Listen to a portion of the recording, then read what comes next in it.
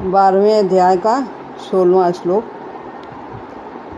अनपेक्षा शुचिर्दक्ष उदासीनो गतव्यथा सर्वारंभ परित्यागी यो मद्भक्ता समे प्रिया। भगवान कहते हैं, जो अपेक्षा से रहित, बाहर भीतर से पवित्र, चतुर, उदासीन, व्यथा से रहित और सभी आरंभों का अर्थात नए नए कर्मों के आरंभ का सर्वथा त्यागी है, वह मेरा भक्त मुझे प्रिय है। अनपेक्षा, अन माने नहीं, अपेक्षा आशा करना, इच्छा करना, जो किसी से किसी भी वस्तु की चाह नहीं रखता, जो कुछ भी सहज रूप से प्राप्त हो जाता है उसी में संतुष्ट रहता है। वो कभी किसी से कामना नहीं करता, मांगता नहीं है। यहाँ तक कि वो भगवान से भी अपने शारीरिक कष्ट या धन के कष्ट के लिए कभी कुछ नहीं कहता। किस्मत और भाग्य को कोसना भक्तों का काम नहीं है। वो तो जो भी प्राप्त है उसी में वो संतुष्ट रहते हैं। उन्हें तो बस प्रिय है भगवान का भजन करना, भगवान के जनों की सेवा करना और निर्मल मन करना, यही इसी में वो संतुष्ट रहते हैं। अनपेक्षा, इच्छा से रहित, आवश्यकताओं की ही पूर्ति करते हैं। तरह तरह की कामनाएं, महत्वाकांक्षाएं उनके अंदर नहीं होती। शुचि यानी पवित्र, तन भी पवित्र होता है और मन भी पवित्र होता है। वो शारीरिक शुद्धता को भी बनाए रखते हैं, स्नान आदि करते हैं, वस्त्र की सफाई, तन की सफाई और मन की भी सफाई करते हैं। मन को निर्मल बनाने की चेष्टा करते हैं। वो उसी भावना से कार्य करते हैं, वही कार्य करते हैं जिससे वह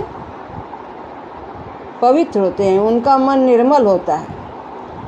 काम चाहे छोटा हो चाहे बड़ा हो देखने में, लेकिन उनकी भावना भगवत भक्ति की रहती है। चाहे किसी के तन की सफाई करनी हो या बड़ा काम करना हो, दान करना हो, तो सचेत रहते हैं कि ये प्रभु का कार्य है और प्रभु की प्रसन्नता के लिए ही करना है, प्रभु की प्राप्ति के लिए ही करना है। ये भगवान की सेवा है।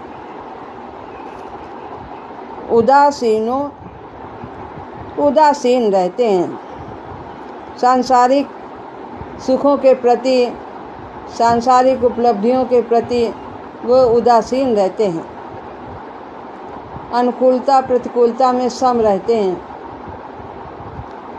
चाहे ज़्यादा आ जाए उनके पास, चाहे कम आ जाए, वो सागरवत रहते हैं। जैसे सागर में नदियाँ बरसात की बहुत समा जाए तो वो सागर उफरने नहीं लगता, वो स्थिर रहता है, अपनी मर्यादा में रहता है। और अगर नहीं भी आती बरसात की नदियाँ, गर्मी के समय में कम हो पानी आता है, जल नदियों का कम आता है, तो भी वो उसकी सीमा वही रहती। इस प्रकार वो सूख नहीं जाता। तो उदासीन, सांसारिक सुखों के प्रति उदासीन रहते। या निशा सर्वभूतानां तस्याम जागर्ति संयमी। वो संयमी व्यक्ति जो भगवान का भक्त है, वो भगवत कार्यों के प्रति जागरूक रहता है। वही उसके लिए दिन होता है। दिन में जैसे क्रियाएं होती हैं वैसे ही वो भगवत प्राप्ति के लिए क्रिया करता रहता है। सांसारिक कामनाओं की पूर्ति के लिए वो प्रयत्नशील नहीं होता। गत व्यथा और दुख से रहित होता है। गत माने रहित, व्यथा माने दुख, और दुख किस बात का होता है, हमें कब होता है दुख, चिंता कब होती है?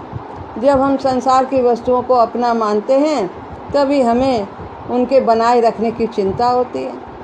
ये बना रहे और बढ़ता जाए। ये तन भी मेरा है कहते हैं, धन भी मेरा है, जन भी मेरे हैं। जब ये हमारे अंदर भाव होता है तभी हम उनके लिए चिंतित रहते हैं। और जब सब भगवान को अर्पित करते हैं, भगवान का समझते हैं, तो भगवान की वस्तु है, हम कर्तव्य के नाते से अपना कार्य करते हैं और बाकी प्रभु पर छोड़ देते हैं। सब भगवान का है, भगवान के बच्चे हैं, वो जो करवाएंगे हम करेंगे। तो चिंता फिर नहीं रहती। गत व्यथा सर्वारंभ परित्यागी, वो तो व्यथा से रहित होता है क्योंकि सब कुछ परमात्मा का समझता है परमात्मा का, और व्यवहार में लाता है तन की रक्षा के लिए, और भगवान के जो जन हैं उनकी सेवा में भी लगाता है और अपने जीवन को धन्य करता है। भगवान ही उसका योगक्षेम वहन करते हैं, ऐसा उसे दृढ़ विश्वास होता है। जो उसके विकास में सहायक है वो स्वतः ही प्राप्त हो जाएगी, अन्यथा वो उससे दूर हो जाएगी।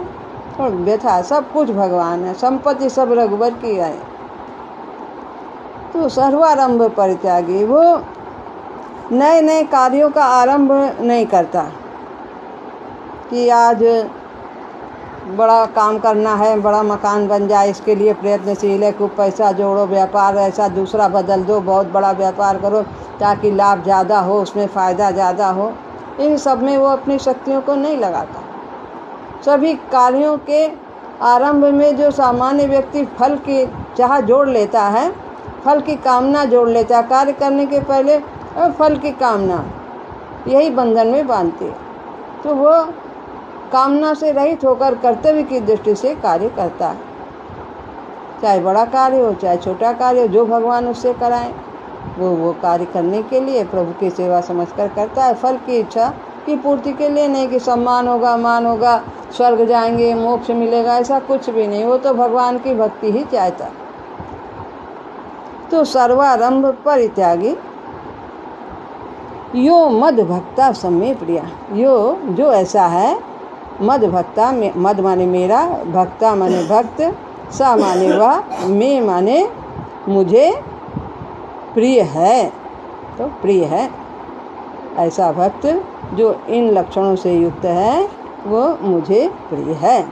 भगवान इस प्रकार अपने भक्त के गुणों की चर्चा करते हैं और हमें भी गुरुदेव की शक्ति के सहारे अपने अंदर यह गुण लाने का प्रयास करना चाहिए, जो राम नाम के जाप से और सत्संग से प्राप्त होता है।